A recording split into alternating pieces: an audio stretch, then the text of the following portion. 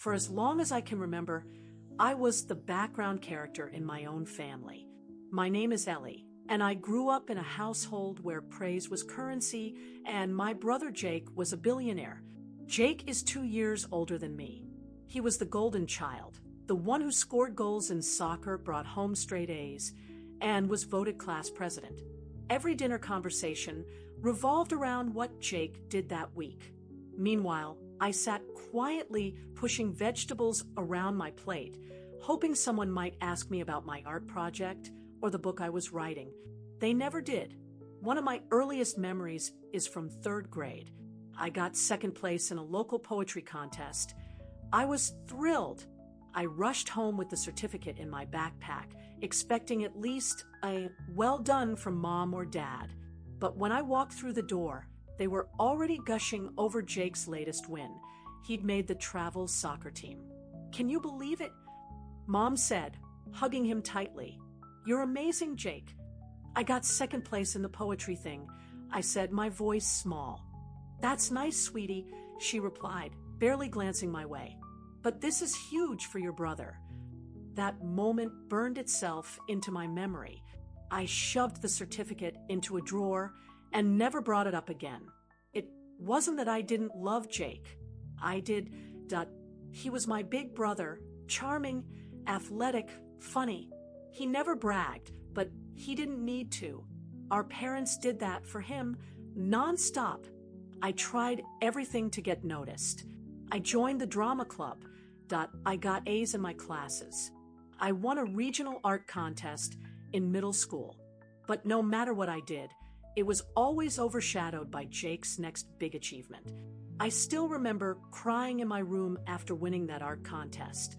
Not because I was sad I won, but because when I told my parents, they said, "Oh, that's nice," and then immediately asked Jake about his upcoming debate tournament. I learned to bottle things up, to pretend I didn't care. To smile when Jake got a standing ovation at his graduation, even though no one noticed when I received a scholarship for writing. And the worst part, Jake noticed. Jake noticed. Maybe not at first, not when we were kids, and everything felt like a competition I didn't agree to be in. But as we grew older, the silence between us thickened. I still remember the day everything cracked. It was my 17th birthday. I wasn't expecting much. Maybe dinner, a cake, something simple. But when I walked into the kitchen that morning, my heart dropped. There was no banner, and oh balloons, and oh happy birthday, Ellie. Instead, I found Mom on the phone, smiling ear to ear. "Yes, we're so proud. Full ride to state. I knew he could do it," she said, pacing with excitement. I froze. Jake had just gotten a scholarship offer. Again, and they were celebrating. On my birthday morning, I said softly, "Oh, hi, sweetheart," Mom said quickly, covering the phone. "Happy birthday. Isn't it amazing news about Jake?" I nodded, forcing a smile, pretending that moment didn't sting like hell. I went upstairs, and text from Dad. No gift on my bed, nothing. Later that evening, we sat down to what was supposed to be my birthday dinner. I don't even remember what we ate, just that it felt like any other night. Until Dad raised his glass. "A toast to Jake," he said, grinning. "Our boy's going to state with a full ride. We're so proud of you." Mom beamed. Jake looked embarrassed, but he didn't stop them. I blinked, stunned. "It's my birthday," I said, quiet but audible. The table went silent. For a moment, no one moved. Then Jake cleared his throat. Yeah, happy birthday, Ellie." Mom laughed awkwardly. "Oh, of course. We didn't forget, sweetie. It's just been such a whirlwind with everything going on." "Right," I said, standing up. "Just another whirlwind day." "Huh?" I grabbed my plate, walked to the sink, and left the table. I shut my bedroom door and cried harder than I had in years. That night, Jake knocked gently. "Ellie, can I come in?" I didn't answer, but he opened the door anyway. I didn't mean for them to, I don't know, hijack your day. You didn't mean for them to. I snapped, wiping tears. This isn't just about today, Jake. It's every year, every month. Everything I do is invisible next to you. He looked genuinely hurt. I didn't ask for that. No, I said coldly. But you never stopped it either. We sat in silence for a while. He tried to apologize, but it felt too late. Something had been building for years. Disappointment, layered over disappointment. And now it was boiling over. That was the first time I admitted it out loud. I resented my brother. And worse, I was starting to resent my parents. After that birthday, something shifted in me. Not like a dramatic explosion, more like a slow, steady crumbling of everything I tried to hold together. I stopped showing up for dinner. I answered questions with one-word replies. I no longer tried to be seen because I finally accepted they weren't looking. The hardest part was that Jake. He really did try. A few days after the fight, he left a small notebook on my desk, a sketch pad, my favorite brand, a quiet peace offering. I opened it once, stared at the blank pages, then closed it. It wasn't Jake I was mad at, not really. He was a symptom of the larger wound. Senior year came and went. I kept my head down, focused on my writing, and got accepted into a respected liberal arts college 3 states away. When I told my parents, they were supportive. In a distant, polite way. That's great, Ellie, Dad said while checking his phone. I'm glad you're doing something creative, Mom added. Though, writing isn't exactly stable. Jake, standing behind them, gave me a subtle thumbs up. But he said nothing. It was then I realized I had to leave. Not just physically, emotionally.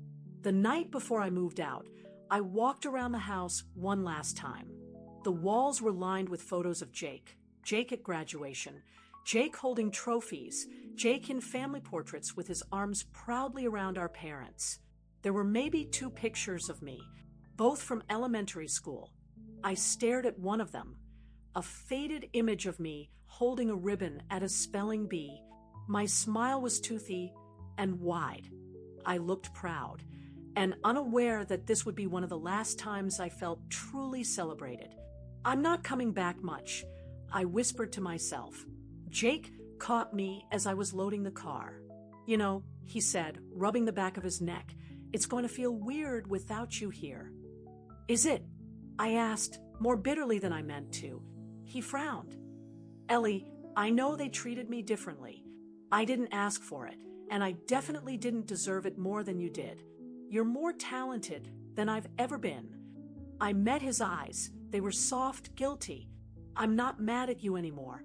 I said, I'm just tired of being invisible. Jake nodded slowly. Then go somewhere you're seen. It was the most supportive thing anyone in my family had ever said to me. College was like breathing clean air after years of smoke. No one there knew Jake, and no one expected me to stand in anyone's shadow. For the first time, I got feedback for my work. People called me gifted.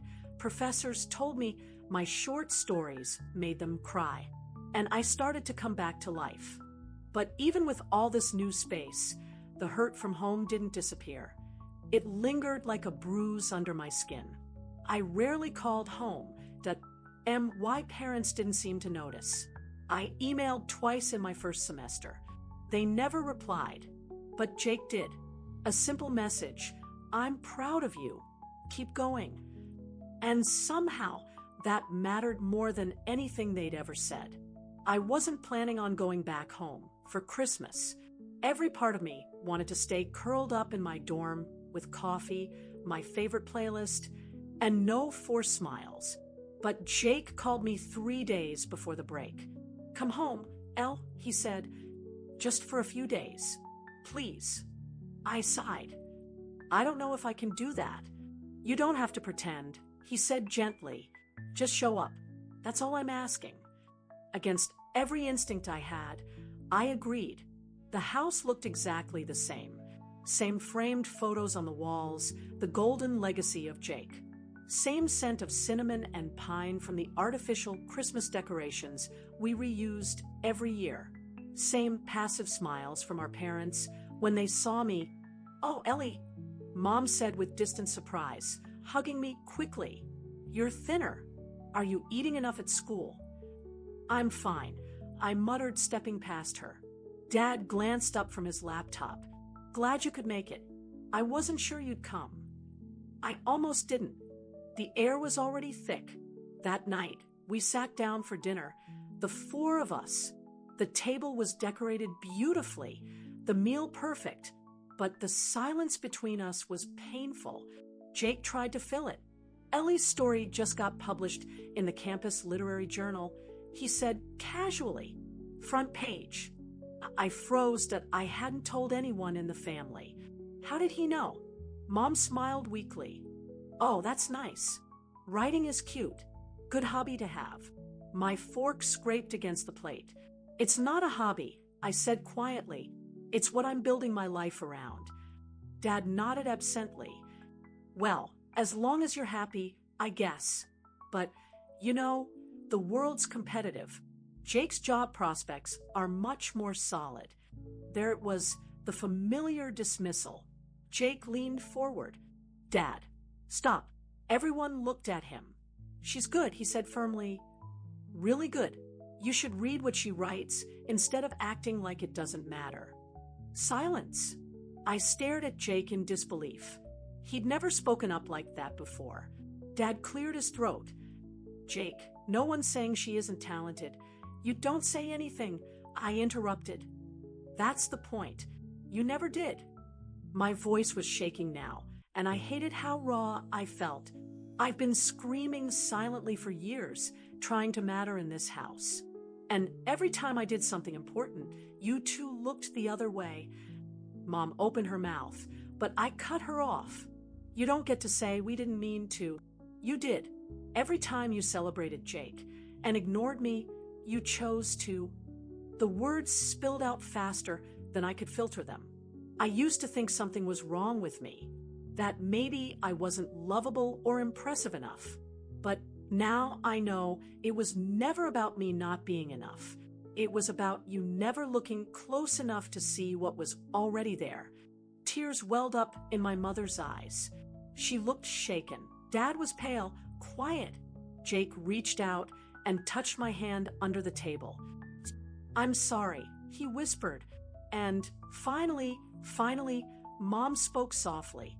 "You're right," she said. "We failed you." I didn't cry at that moment. That I didn't say, "It's okay," because it wasn't. Not yet. But something shifted. That dinner didn't erase years of pain. But it was the first time they actually heard me. Not through Jake. Not through silence. Through my own voice. The days after that Christmas dinner were complicated. Our house felt lighter, but also fragile, like walking on thin ice that might crack any second. Mom and Dad started trying, awkwardly but sincerely.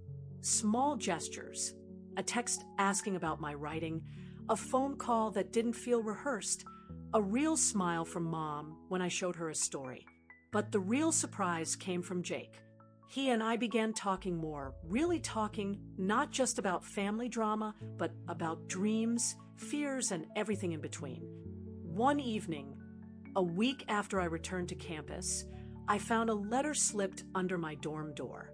It was in Jake's handwriting. "Ellie, I'm sorry it took so long for us to see you. Not just you, but your talent, your heart, your fight. I was wrapped up in my own world, in the spotlight you couldn't stand to share. I want to change that, not because Mom and Dad finally see you, but because I always did. I'm proud of you, always, Jake."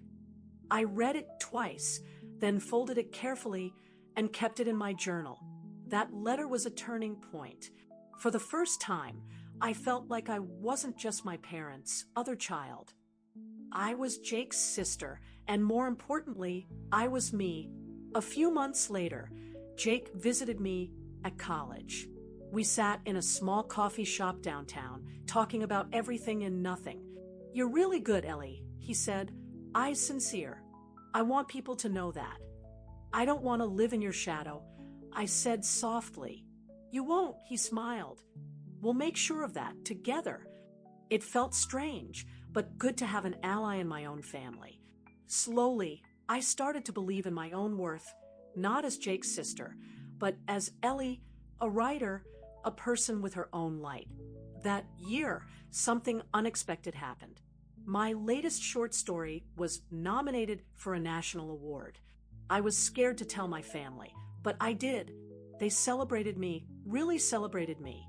Not in comparison to Jake, not as an afterthought, just me. And it was beautiful. The night I won the National Short Story Award, my phone buzzed nonstop. Messages from friends, professors, and most surprisingly, from my family. Mom sent me a voice note, trembling with pride. "Ellie, I'm so sorry it took me so long to see how incredible you are. You've always been special. I'm proud beyond words." Dad wrote a longer message. "You've made us realize that love isn't a competition. It's about seeing each other, really seeing. You deserve every bit of recognition, and we're sorry it took this long." And Jake, his message was simple. "I told you were going to do great things. I'm so proud to call you my sister." That night, I cried, but these were tears of relief, healing, and finally being seen. Looking back, I know this wasn't just about awards or achievements. It was about family, acceptance, and learning to value myself, even when others failed to. For years, I thought my worth depended on being noticed by others, especially my family. But true worth, it comes from within. I still love Jake, not as a rival, but as my brother and my biggest supporter. And my parents, they're learning too, slowly but surely, to celebrate all of us. If there's one thing I want you to take away from my story, it's this: you deserve to be seen, not as someone else's shadow, but as your own light. No matter how long it takes, no matter how many times you feel invisible, your story matters. And sometimes you have to be your own loudest cheerleader until others catch up. Thank you for listening to my story. If you've ever felt overlooked or undervalued, you're not alone. Keep shining.